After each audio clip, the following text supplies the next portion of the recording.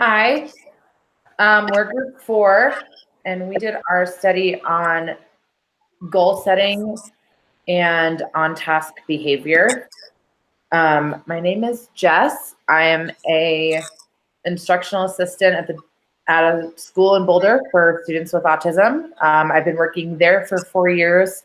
I've been working with students on the spectrum for the last about 10 or 11 years. And this is my, oh gosh, 6th semester at Ball State.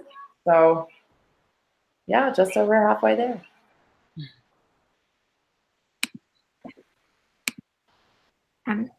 Hi, my name is Kaylee Camario. I am from Montgomery, Alabama.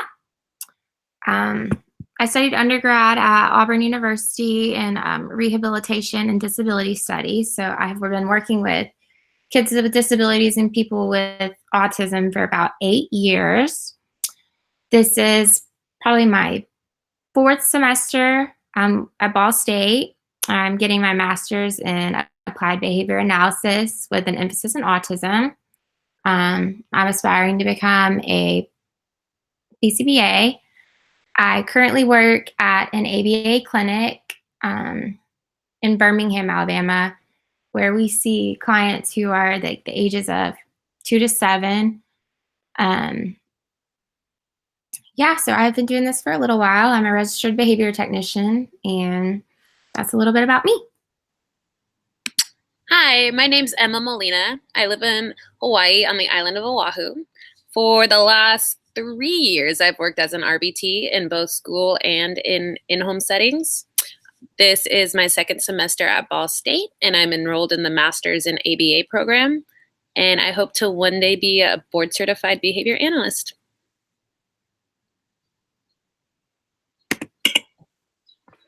Hi, my name is Natasha Kirkland, and I am also with Group 4. To give a little background about myself, I have been working as a behavior technician for a little over 10 years now. This is my 2nd semester at Ball State University, and one of the things that got me, or that made me really learn about this field, was in my undergrad. I had my practicum in this field, and I've been loving it ever since. So one of my goals is to become a BCBA, and Ball State is a great program, and I'm learning so much, and I hope that they will help me achieve my goal. So speaking of goals, one of our, or not one of our studies, but our original study was titled Using Self-Monitoring with Guided Goal Setting to Increase Academic Engagement for a Student with Autism in an Inclusive Classroom in China.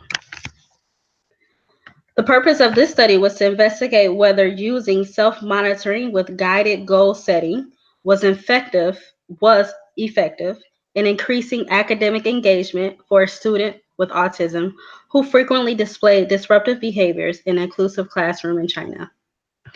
This participant was a 9-year-old male, and the design that they used was a changing criterion single subject design.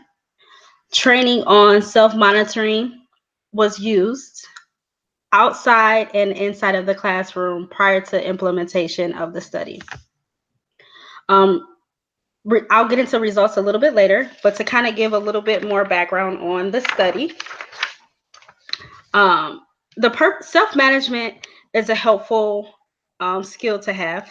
It's a well-established evidence-based intervention, and it's intended to promote independent functioning for individuals with autism spectrum disorder and other developmental disabilities. This particular participant was referred to the study because he had difficulties focusing in the classroom, and he frequently engaged in disruptive behaviors. The study went on to name some of the behaviors that he was engaging in. He was shaking his chair often, tapping the table, and manipulating stationary items. So this particular study, our original study, took place in 2 locations. It was an autism research center and a public elementary school in China. So the self-monitoring intervention was implemented during a 30-minute language art class that from Monday through Thursday. As I mentioned earlier, the study used a changing criteria design, and it was used to evaluate the effects of a self-monitoring with goal setting as a self-management intervention package on the student's academic engagement. The study goal that was set was 80%. I'm sorry, for the participant to engage in at least 80% of on-task behaviors.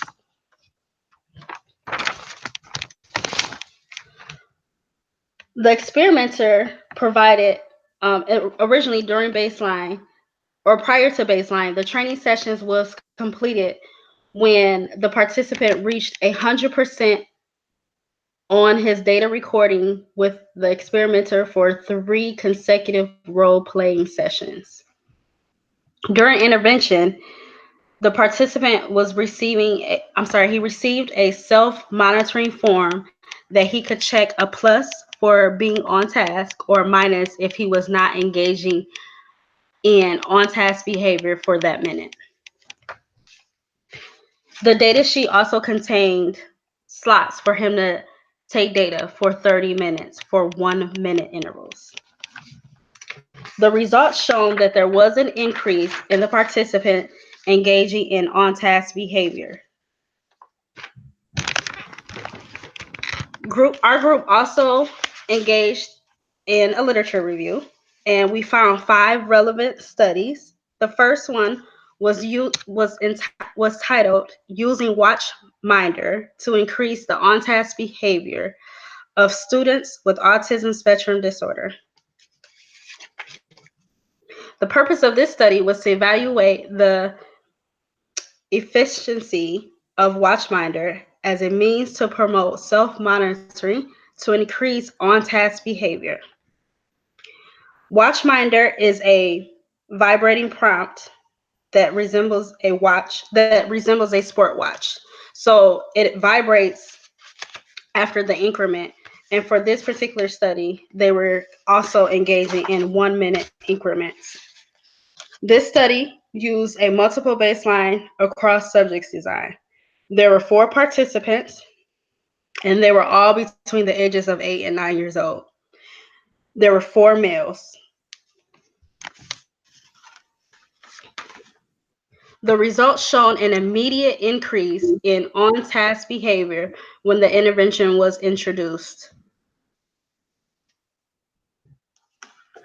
A separate study that we used was titled "Increasing On-Task Behavior in Students in a Regular Classroom: Effectiveness of a Self-Management Procedure Using a Tactile Prompt."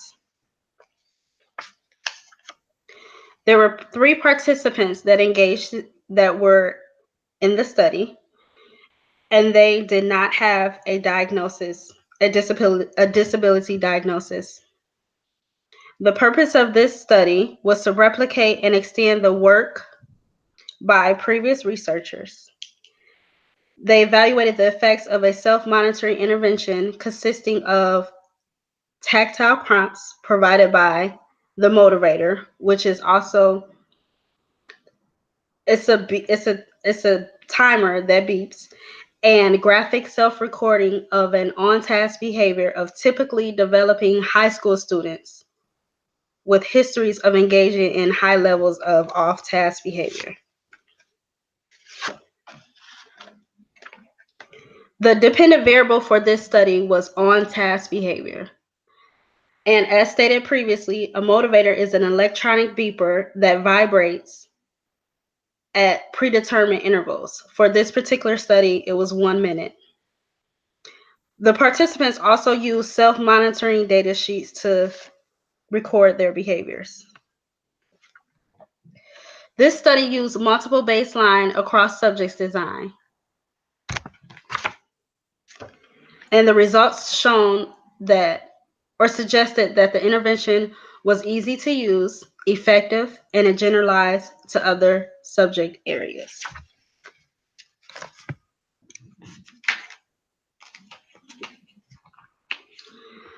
A third study that we found to be relevant to our study was titled Implementation of a Self-Monitoring Application to Improve On-Task Behavior, a high school pilot study. This study also had two participants. They were ages 14 and 15, and they had a diagnosis of ADHD, and they also had difficulty staying on task. The study used a withdrawal design, and it was used inside of the classroom, in a science classroom specifically. The intervention resulted in positive, stable improvements in the primary dependent variable of on-task behavior for both students, and there was a clear improvement in the generalization variable of disruptive behaviors. The fourth study was titled Differential Effects of Reinforcement of the Self-Monitoring of On-Task Behavior. This study contained 3 students who were nominated by their teachers because they also engaged in off-task behavior. This study used an alternating treatment, the single case design, to assess self-monitoring with and without reinforcement.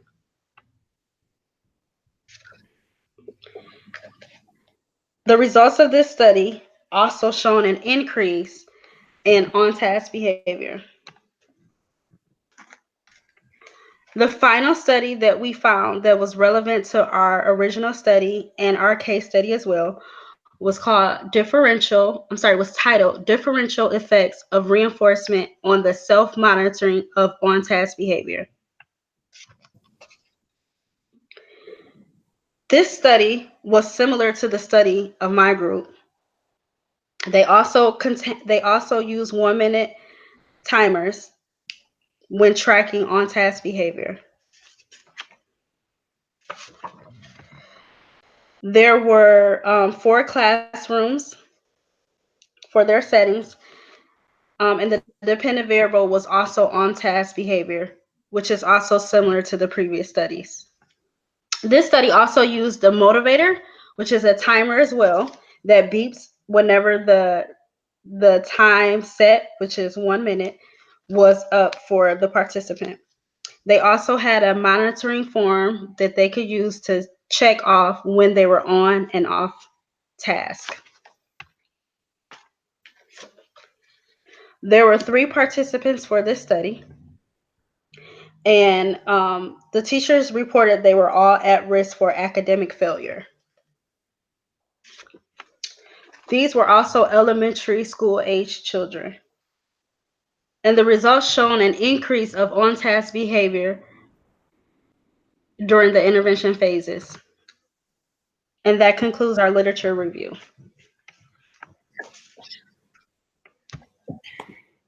So the purpose of our study, the purpose of the original study was to test the impact of self-monitoring and goal setting on an elementary student with autism in an inclusive classroom. And the original study was conducted with 1 student in an inclusion classroom with teacher feedback for data collection. The purpose of the replication was to test this intervention on 4 graduate students. Replicating the study with independent study sessions and interval timers shows the effect of self-management in situations other than just a classroom setting.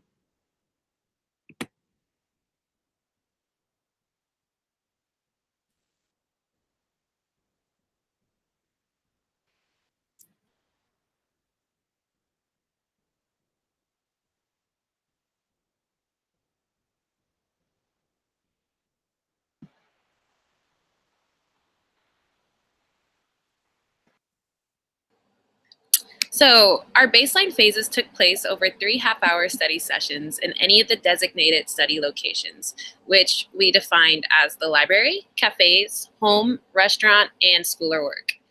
Each session consisted of 31-minute intervals with a timer at the end of the 30-minute session. All of our sessions were also filmed.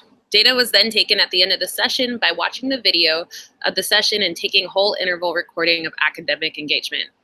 Upon completion of baseline data, our group members established a reasonable long-term goal for academic engagement.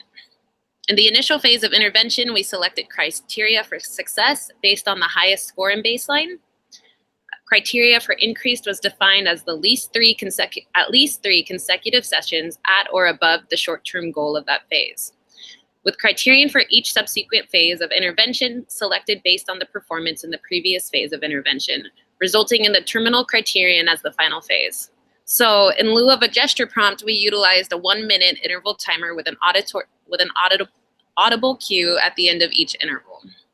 Data recording was measured through the same data sheet of the original study, which used whole interval recording via a self-monitoring with a plus sign symbolizing engagement for on-task behaviors with the absence of what we defined as disruptive behaviors, and then a minus sign which symbolized engagement in any form of disruptive behaviors at any point in that interval.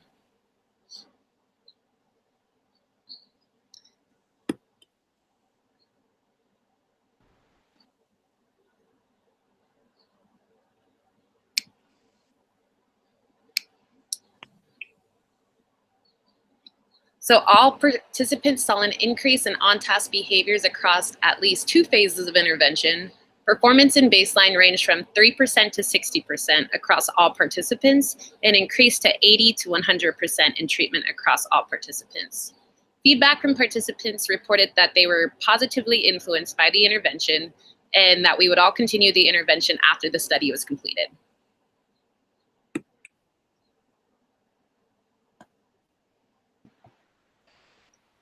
Results for this participant show an increase from a minimum of about 23% to 96% at top performance across 2 phases of intervention.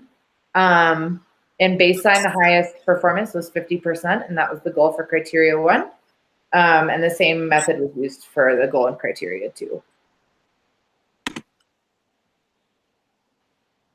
This graph shows on-task performance for one of the participants across 3 phases of intervention. Peak performance in baseline was 20%, which was the criteria for phase 1, 63% for phase 2, and 83% for phase 3.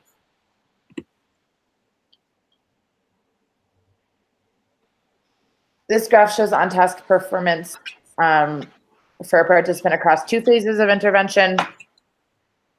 This participant took 6 sessions to meet 3 consecutive sessions at criteria before increasing for the next phase.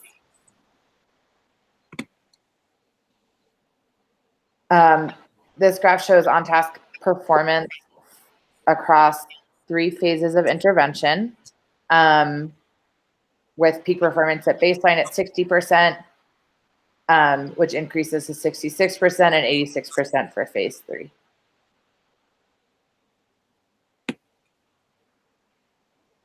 So here we have a table that just outlines all of our baseline averages and ranges, and then goes on to show our averages and ranges through phase 1, phase 2, and if we met criteria in phase 2 up until phase 3. You can see that we did have varying averages during baseline, but there was a substantial increase for each phase. If you look at Callie, who had the widest range, she started at 10% of on-task behaviors, and then in her final phase 3, her average was 90%, which is a huge increase of on-task behavior.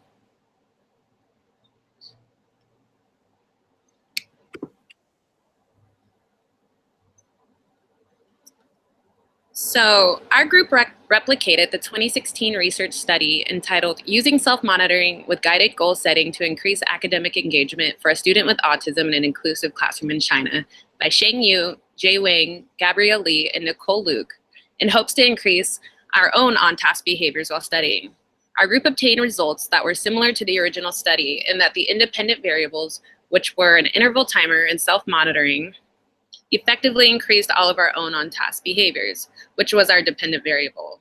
Results of this study show that there was a functional relationship between self-monitoring with goal setting and our increased on-task behaviors. We found that the changing criterion design worked well as we were able to admit successive approximations to end goals and come in contact with success along the way.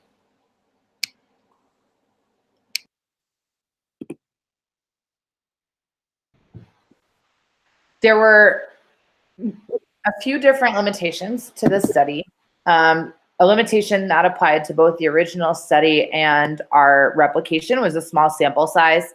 The original study was conducted with 1 participant. Ours included 4 participants. In general, that's a pretty small sample size, and it also only covered one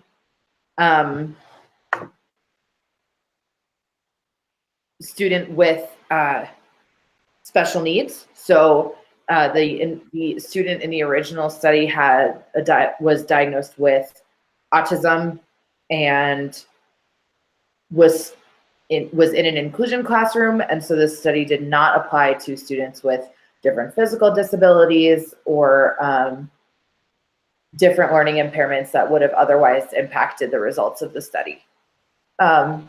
Technology, because we were doing this study from different areas and different time zones and not in a classroom, we were heavily reliant on technology and communicating with each other. We ultimately ended up not being able to conduct IOA data with our study. Each person encountered different difficulties with recording their sessions or storing data or sharing data with their IOA partner. And so this impacted our reliability in terms of data fidelity and IOA. Because we are also in different areas, our definitions for the onset and offset of on-task behavior were not as clearly set. When we initially sat down and discussed the parameters of on-task versus off-task behavior, we encountered some different obstacles with that once the study actually started. So that's something that would have benefited from a more detailed operational definition. In terms of a reinforcement schedule, the group found that none of us were particularly motivated by access to tangibles, and so creating a reinforcement schedule that was dependent on performance and was immediately given was not reinforcing enough to increase our on-task behavior. We found that the social reinforcement of engaging in the study replication and access to positive feedback from the professor and peers upon completion of goal criteria was much more motivating. And so we did not end up doing the aspect of the original study that involved picking a reinforcement for meeting criteria across 3 sessions, or for creating a reinforcement upon the long-term completion of the goal. Time limitations. We did have a participant who did not meet their ultimate goal. We set each of our long-term goals as defined in this study was set at the beginning. A couple of participants chose 90% and a couple chose 85%. One of our participants was not able to hit 85% across 3 consecutive trials due to the time constraints of having done this during a semester in school and not just across basically an unlimited amount of time. And so it did look different. The study did look different. There was a chance that the group could have done 5 sessions for baseline. I mean, there's, you know, a lot of different responses in the study were based on time limitations due to this being a semester in grad school. The last limitation, which is a pretty big one, is the in-home versus in-school confounding variables. At school, the study, in the original study, because it was being done in a school, accommodations were made where the teacher was in control of the 1-minute interval and would give a visual stimulus to the student to take data on their engagement during that 1-minute interval, because they felt that an auditory cue would be distracting to peers. We made the opposite accommodation, that since we were to be doing this study independently, we were able to use an auditory cue. That being said, I think having a teacher around or having somebody around to monitor performance does impact on task behavior. There are also different factors that play with in-home responsibilities and distractions. It's having a designated study time in a school is very different than having a designated study time at home, carving out a half an hour to engage in the study, making sure that other people in the house, pets, children, et cetera, that these distractions and these other confounding variables are not impacting the results of this study. Another example is having the television on. That is something that is a possibility at home and is not so much a possibility at school. So little distractors and confounding variables did have an impact on the results of the study.